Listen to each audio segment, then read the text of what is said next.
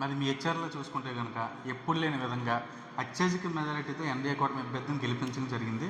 ఈసారి మరి హెచ్ఆర్లో ఉద్యోగ అవకాశాలు కావచ్చు ఎలా ఉండబోతుంది మరి ఈసారి? హెచ్ఆర్ నియోజకవర్గంలో శ్రీకాకుళం జిల్లాలో బెస్ట్ నియోజకవర్గం హెచ్ఆర్ నియోజకవర్గం. శ్రీకాకుళం జిల్లాలో బెస్ట్, అలాగే 3 జిల్లాలకు కూడా ఎక్కువ ఆదాయం వచ్చేది హెచ్ఆర్ నియోజకవర్గం. ఫ్యాక్టరీస్ అవన్నీ, అలాగే చదువుకున్న వాళ్ళు కూడా ఎక్కువ బిజినెస్ కమ్యూనిటీ కానీ, అలాగే రెడ్డి కమ్యూనిటీ, కాపు కమ్యూనిటీ, ప్రతి కమ్యూనిటీ కూడా చదువుకున్న వాళ్ళు కూడా ఎక్కువే. అయితే గతంలో ప్రతి ఒక్క ఎమ్మెల్యే కూడా గెలిచిన వ్యక్తి ఏం చేసేవారంటే ఫ్యాక్టరీ వాళ్ళ దగ్గర ఇంత అమౌంట్ అని తీసుకుంటూ వాళ్ళు పార్టీ ఫండ్ కోసం ఓడుకొని ఎలక్షన్లోకి వెళ్ళిపోయేవారు. ఎన్ఈఆర్గా మాత్రం అతను ఎవరి దగ్గర రూపాయి తీసుకోకుండా అతను సొంత డబ్బులతో ఏ కార్యకర్తకి ఇచ్చినా, ఏ ఖర్చులకి ఇచ్చినా సొంత డబ్బులు ఇచ్చుకుంటూ అందరికి ఒక మాట ఇవ్వడం జరిగింది. బ్రదర్, నేను ఎప్పుడు ఎమ్మెల్యేని కాదు, మీలో ఒక ఫ్రెండ్ లాగా, ఒక ఫ్యామిలీ మెంబర్ లాగా చూడండి. ఇప్పుడు ఎలాగ ఉన్నానో గెలిచేకి ఎలాగ ఉంటానని చెప్పడం జరిగింది. ఇప్పుడు కూడా అలాగే ఉంటాడు. అతను గెలిచే ప్రమాణ సేకరణ చేయకముందే మడ్డువాల్స్ కాలువని కొన్ని మ్యాప్లు తెచ్చుకొని చూడడం నేను నా కళ్ళతో చూశాను. ఇలాంటి వ్యక్తే కదా మనకు కావాలనుకున్నాం, ఇలాంటి వ్యక్తినే కదా మనం గెలిపించాం. చాలా హ్యాపీగా ఫీల్ అవుతున్నాం.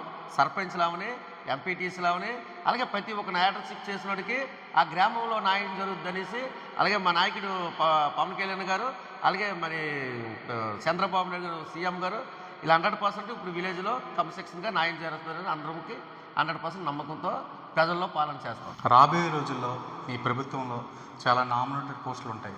మరి ఎలా ఉండబోతుంది అంటే జనసేన, టీడీపీ, బీజేపీ మరి నామినేటెడ్ పోస్టులు మీకు ఎంతవరకు ప్రాధాన్యం ఇచ్చే అవకాశం ఉందండి?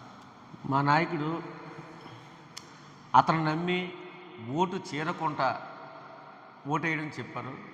అలాగే ప్రతి ఒక్క జన సైనికుడు, జనసేన కార్యకర్త, జనసేన మొత్తం హేరమైళ్ళు మొత్తం ఒక్క ఓటు కూడా మిస్ అవ్వకుండా ఏ బీజేపీకి ఇస్తే టికెట్ అక్కడ బీజేపీకి వేసాం, జనసేన టికెట్ ఇస్తే జనసేనకి వేసాం, టీడీపీకి ఇస్తే టీడీపీకి వేసాం. ఆ మిత్రపక్షం అనేది చంద్రబాబును 100% పాటించాడు. ఇందులో నో ప్రాబ్లం. రేపొద్దున్న వారంటీల విషయంలో ఉన్నామని, లేకపోతే గవర్నమెంట్ పోస్టులు ఏమైతామని మాకు అదే న్యాయం మా నాయకుడు చంద్రబాబు నాయుడు ఇద్దరు కూర్చొని న్యాయం చేస్తారని 100% మా నమ్మకం ఉంది. మాకు కావాల్సింది రాష్ట్రం అభివృద్ధి, మాకు కావాల్సింది మంచి పాలన, మాకు కావాల్సింది మా పిల్లలు చదువుకున్నోళ్ళకి ఫ్యూచరు. మీ గ్రామ స్థాయి అధికారులు చూసుకుంటే కనుక గతంలో మీకు వ్యతిరేకంగా పనిచేయడం, ఒక పార్టీ కార్యకర్తలు వర్క్ చేయడం అయితే జరిగింది. మరి మీ ప్రభుత్వం వచ్చిన తర్వాత వాళ్ళపైన ఎలాంటి యాక్షన్ మీరు తీసుకునే అవకాశం ఉందంట? సర్పంచుల దగ్గర సిస్టంలో ఆశా వర్కులు అంగన్వాడీ అవని, స్కూల్ మాస్టర్లు అవని, అలాగే గవర్నమెంట్ పోస్టు ప్రతి ఒక్కరు కూడా 100% పనిచేయాలి. కారణం ఏంటంటే సర్పంచ్ అనేది ఒక రాజ్యాంగం ఇచ్చిన ఒక ఏ పార్టీ సంబంధం లేన నాయకుడు. ప్రజలు మాత్రం ఒక పార్టీ గుర్తు లేకుంటే ఇండివిజువల్ గుర్తుతో గెలుచుకుంటాం.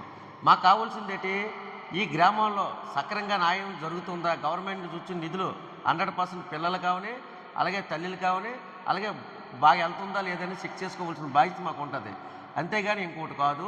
అయితే కొంతమంది కాంగ్రెస్ టైంలో కొంతమందికి పోస్టింగ్లు రావడం జరిగింది.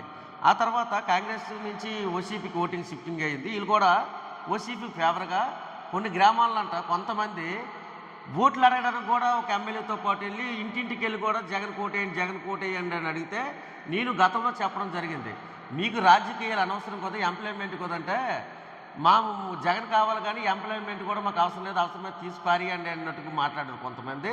వాటిని గవర్నమెంట్ ఏం చేస్తుందో చూస్తాం.